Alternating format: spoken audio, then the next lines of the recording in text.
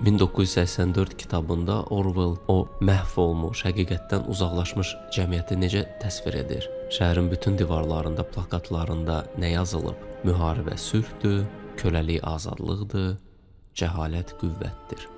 Tamamilə yalan dəyərlər, tərs fikirlər önə çıxarılır. Orwell başayaq dünyanı gözəl izah edir.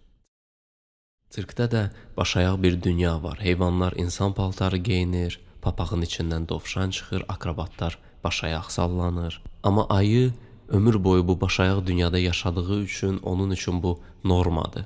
Doğulduğu andan bu yalanın içindədir və təfəkkürü kör təfəkkürdür. Çünki meşənin varlığından xəbəri belə yoxdur. Burada ayı misalında biz bütün cəmiyyəti nəzərdə tuturuq. Həqiqi informasiyadan, reallıqdan uzaq düşən cəmiyyət klonlar dünyasına çevrilir. Cəmiyyəti ağıllılar, müdriklər yox, düşüklər, səviyyəsizlər yönləndirir. Və bu sirk insanları sanki zəbt edir.